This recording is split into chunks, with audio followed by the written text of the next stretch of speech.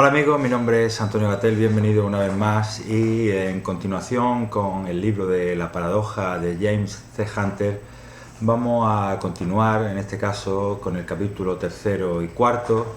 Este es el segundo vídeo en el que hablo sobre el liderazgo y previamente a entrar en el capítulo tercero, pues llamar la atención de por qué creo que estamos ante un modelo de liderazgo adecuado. Y para ello, pues no hay nada más que ver, todos los network marketers os estaréis dando cuenta que están construyéndose los equipos de network marketing, de multinivel, bajo la premisa de que hay que hacer que la gente que esté debajo vuestra pues gane dinero y eso redundará en vosotros. Pues dicho así de sencillo, no es ni más ni menos que este modelo de liderazgo de servicio que estoy yo planteando aquí, y que si sois capaces de verlo de este punto de vista, yo creo que incluso lo haréis bastante mejor, porque en ese servicio que hagáis a vuestros referidos, en ese hecho de hacerles a ellos ganar dinero y de enseñarles todo lo que sabéis, pues podréis conseguir que revierta también en vosotros. Y como decía en el capítulo 1, esto sirve no solamente para el éxito en los negocios, sino también para el éxito en la vida y en las relaciones con los demás, porque este modelo de liderazgo es un modelo de servicio, es un modelo de dar lo mejor, es un modelo de amor. Y de ahí que, y entrando ya en materia, en el capítulo tercero, pues empiece con esta frase de Jesucristo que dice que el que quiera ser el primero entre la gente, pues tiene que servir primero, ¿no? Y como veis, ya hace tantos años desde que Jesús dijo esta frase, que no solamente para mí no ha perdido vigencia, sino que incluso creo que resuena con mucha más fuerza en la actualidad. ¿Por qué? Bueno, vivimos en un mundo donde el ego, donde la cultura del materialismo nos está pisoteando tanto los valores, que quizás yo creo que empieza a resurgir con más fuerza este principio, y no solamente en el liderazgo, como digo, sino incluso en las relaciones con los demás, porque la gente se encuentra vacía de tanto materialismo y empieza a preguntarse cosas. La importancia de las opiniones contrarias. Este es otro de los grandes pilares del libro, también insisto, para entenderse con la gente. ¿Por qué es tan importante escuchar una opinión contraria? Pues precisamente porque son las opiniones contrarias las que nos van a dar el equilibrio adecuado. Muchas veces lo que ocurre es que nos cuesta escuchar a los demás. Muchas veces lo que ocurre es que nuestro yo nos impide entrar en una discusión, entrar en una conversación normal sin que haya crispación cuando alguien nos dice algo que es contrario a nosotros. Nos sentimos heridos en nuestro orgullo, a lo mejor sentimos que se nos está poniendo en tela de juicio y no tenemos la mesura adecuada para entender que esto puede servirnos a todos, ¿no? De hecho, en este capítulo el protagonista recibe una lección por parte de Simeón, que es la persona que está dando el curso de liderazgo, y nuestro protagonista John Daly, que dice que por qué aguantan tanto al sargento. El sargento es uno de los miembros de este cursillo, que es militar, y que siempre está poniendo en tela de juicio y criticando todas las opiniones de la gente. Y entonces John Daly le dice a Simeón, al que lleva el cursillo, que por qué tenemos que aguantar a este hombre siempre diciendo opiniones contrarias y siempre criticándolo todo. Y el líder, es decir, y Simeón, esta persona que digo que da el cursillo, le da una lección a nuestro protagonista, porque le dice que este tipo de personas son necesarias para encontrar ese equilibrio, ese punto, digamos, donde la sinergia entre una posición y otra pues le haga ver la verdad y lo lleve hacia un punto, como digo, de equilibrio.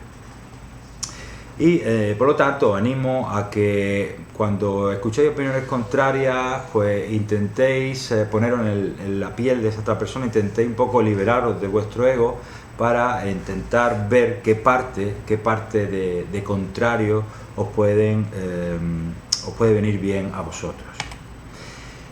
Por lo tanto, el modelo de liderazgo, como decía en el primer capítulo, que estamos viendo en este libro, es el modelo de liderazgo de Jesucristo, el modelo de liderazgo de servicio, en contraposición, pues como por ejemplo el modelo de liderazgo que hubo en la época de Jesús respecto de Herodes y Pilato, en la que recordemos que Herodes y Pilato eran unos gobernadores impositivos, de coacción, de miedo, y entonces este es la autoridad frente al poder y el servicio frente a la exigencia, ¿no? Son en realidad las connotaciones que tenemos que tener en cuenta para entender este modelo de liderazgo.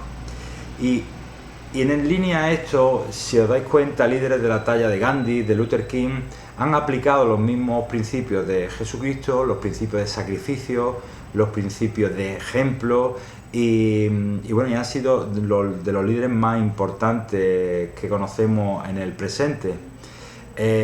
Aquí hace muy poquito pues, ha muerto Nelson Mandela, y si pensáis el liderazgo de Nelson Mandela va en esta línea, ¿no? Va en la línea del perdón. De hecho, él pasó 27 años en la cárcel y se decía que él que no tenía ningún odio a sus carceleros. Así que bueno, yo pienso que este es el camino del liderazgo al que vamos, al que la gente está deseando ir, por encima pues de tanta política vacía, sin contenido, y bueno, y no hablemos de tanto robos, ¿no? Por lo tanto, la pirámide del liderazgo es una pirámide invertida, donde abajo tenemos la voluntad, pero una voluntad con contenido, ¿no? Una voluntad con no solamente intenciones, sino acciones concretas, acciones que tengan un reflejo en una voluntad de servicio, una voluntad de amor hacia la gente, y que van a forjar esa autoridad, que no poder, del que hablábamos, esa diferencia de poder-autoridad de la que hablábamos en el capítulo anterior, y que finalmente van a consolidar un liderazgo serio, fuerte y de respeto hacia la gente. En el capítulo cuarto entramos con una frase de Vince Lombardi. Vince Lombardi era un entrenador americano de fútbol americano que nació a principios del siglo XX, que era religioso, era de ascendencia italiana, y como veis en esta frase que él decía, la palabra amor está por todos lados. Pero lo que nos llama la atención de esta frase es que él dice que no tienen por qué gustarle ni sus jugadores ni sus asociados, pero como líder tiene que amarlos. Resulta contradictorio, quizás estamos muy acostumbrados a pensar en el amor como que alguien tiene que obligatoriamente que gustarnos. Y sin embargo, cuando ves una frase como esta, pues te hace reflexionar y te hace pensar en un amor distinto quizás al que nos pretenden vender, yo creo, sobre todo las películas, ¿no? Sino un amor más incondicional. Y en este sentido, pues es interesante ver las diferentes acepciones, las diferentes semánticas de la palabra amor, y veremos cómo quizás no hayamos reflexionado sobre estas palabras, y esta reflexión nos ayudará a entender mejor cómo podemos dar lo mejor de nosotros mismos para así llegar a ese liderazgo de respeto que comentamos.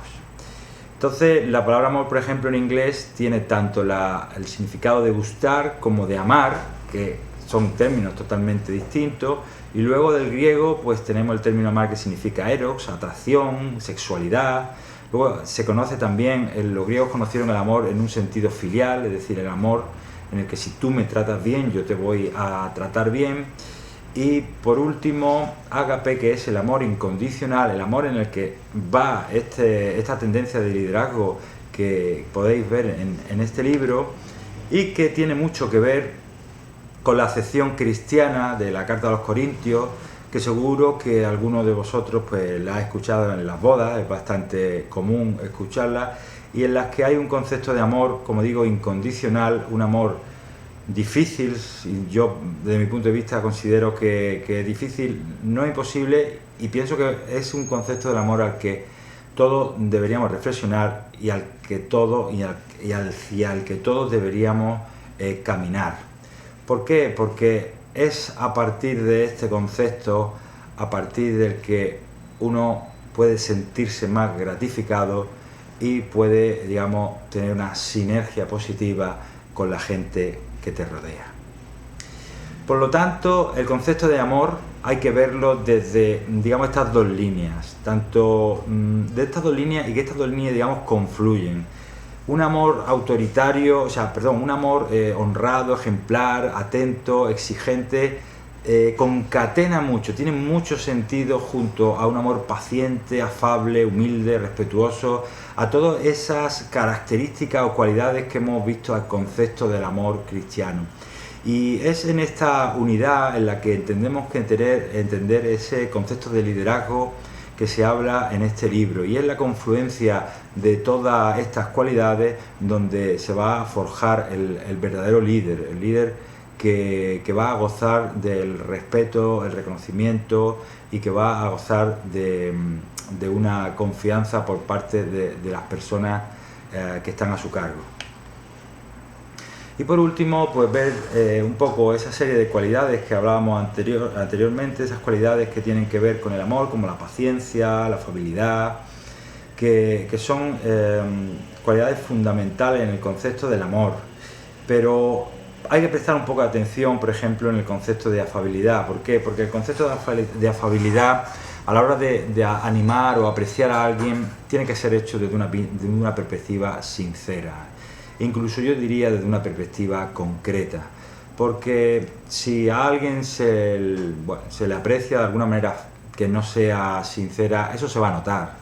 Y aparte no va a llegar con la intensidad que debiera llegar a la persona.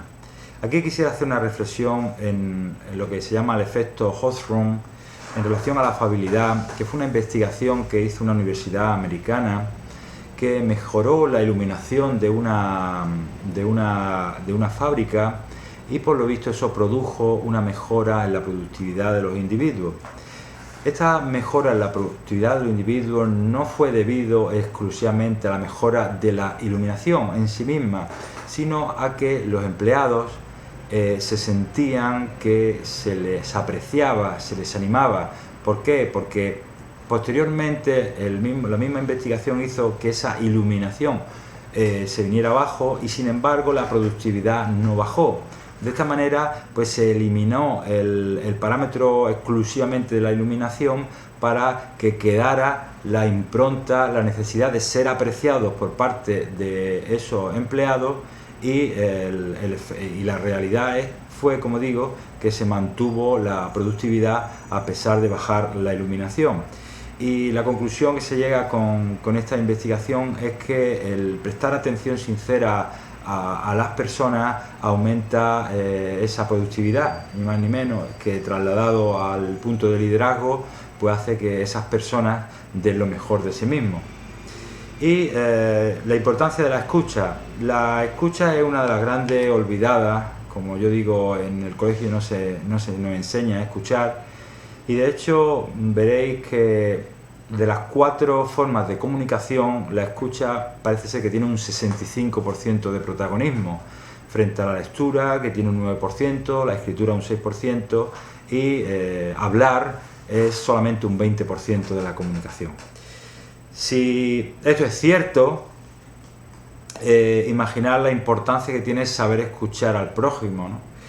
Y en este sentido, para mejorar nuestra escucha, lo primero que tenemos que hacer es silenciar nuestro interior, porque tenemos la tendencia de pensar 4 veces más rápido de lo que escuchamos. Entonces, si pensamos 4 veces más rápido cuando alguien nos dice algo, y además estamos pensando en nosotros, en vez de pensar y en vez de tener una empatía con quien nos habla, pues no le estaremos diciendo que lo valoramos, que es el verdadero efecto que tiene una escucha sincera, sino todo lo contrario.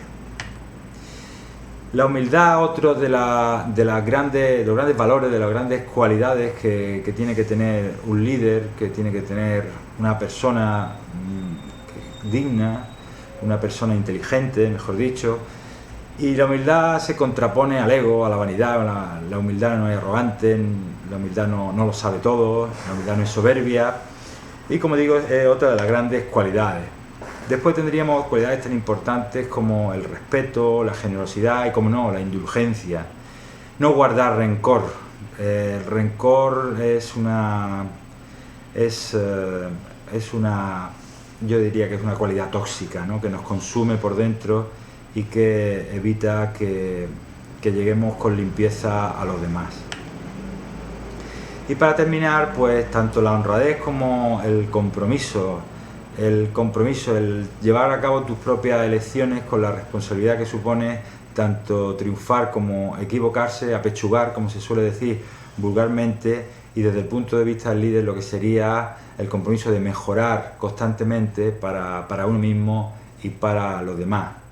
De manera que, como conclusión de este capítulo, pues yo diría que el verdadero líder tiene una encrucijada, que es que tiene que amar a las personas incluso aunque éstas no sean de su agrado. Muy bien, amigos, pues muchas gracias, nos vemos en el siguiente capítulo y suerte en este año 2014. Chao.